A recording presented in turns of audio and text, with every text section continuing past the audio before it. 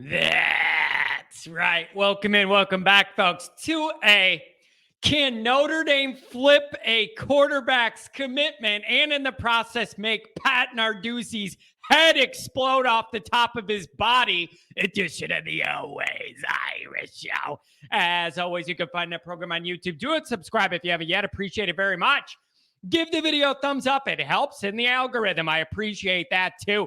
Notifications on. You'll be alerted every time there's a new episode. You don't want to miss anything, especially with camp and the season coming up. Who knows when there's going to have to be an emergency impromptu show. Twitter, search bar Always Irish Rat, Always Irish Inc. Emails, alwaysirishnd@gmail.com. Audio only, anywhere you want me. You can find me. Call in line 312-900-8815. That call-in line's going to get a lot more use as we get through camp and into the season. More details on that to come. Some of you know what I have in mind. You might like it.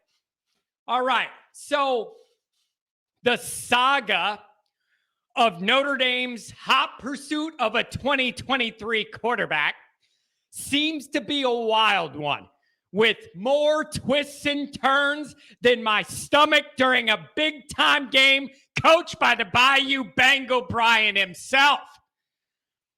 After going all in on Dante and missing, the staff has some tough decisions to make now about this position in the year 2023. You ideally want a quarterback in every class. Okay, so follow me, or you miss on Dante. Then it becomes, will Carr reclassify? If not, then do you drop down your quarterback board? Guys you like less than Dante, that's just the way this goes. Drop down the board and try and see if you could flip a guy.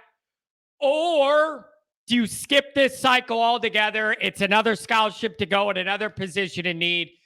And that would mean that there's a strong belief in what Angeli could be. And then in your back pocket, everybody feels better knowing that you're going to have CJ Carr coming in after that. So those, I think, are the dynamics and the options available to us currently. Given that Notre Dame's actively pursuing other quarterbacks, I am going to assume that means Carr reclassifying is no longer an option or not a realistic one. Otherwise, the staff wouldn't be, Novosad. They wouldn't be going after who we're going to talk about in Minchie. Okay, so I'm starting to think Carr's not reclassifying. All right, so now what? We went through the Novosad. Looks like he's going to stick with his original commitment, whatever. But it now seems like Notre Dame's focused in on Kenny Minchie, a verbal commit to Pitt, a four-star guy, number, I think it's 319, right out of the top 300 national recruits. So any Notre Dame fans wanting other schools to back off Keeley and Bowen and all that, hey, we are actively sniffing around other schools' verbals, so you don't really have a leg to stand on complaining about that, Notre Dame people. We are not allowed to be hypocritical in this regard regarding this topic, okay? They're doing it. We're doing it. It's just the way it is, all right? It just hurts a lot more when Alabama's involved, all right? It's hard to overcome that guy coming for your guy, all right? So Minchie's the number 15 quarterback in this class, fifth ranked at the Elite 11 by 247 in SI. All right, seventh ranked QB at the Elite 11 based on On3's rating system. Notre Dame beat guys seem to have pretty good things to say about this guy's abilities and potential. Think about this. If you're a quarterback recruit, and you're choosing between Pitt and Notre Dame, what benefits you more long-term? Whether it's NFL dreams or business dreams or whatever. What's going to benefit you more if you're a quarterback especially? I think Notre Dame's offensive line has to be a huge appeal to these quarterbacks.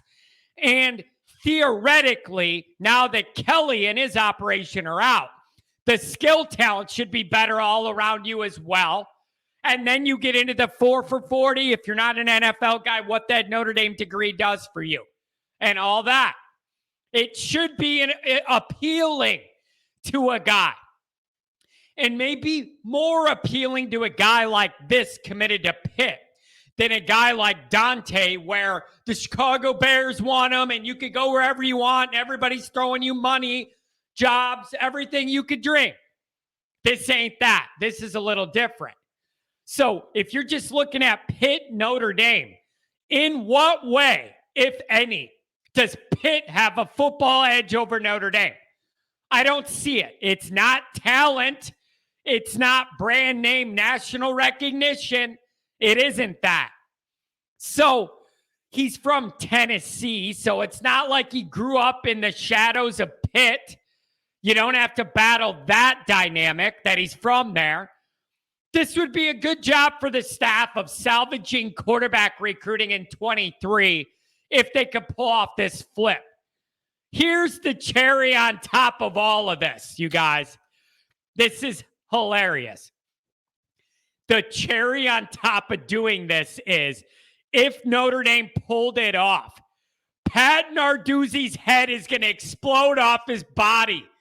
He already lost his best wide receiver to a USC NIL deal overnight, steal their highest rated 2023 recruit, who's a quarterback. Mount Narduzzi's about to blow. And quite frankly, I'm here for it. Keep an eye out on this one, ND folks. Could get interesting.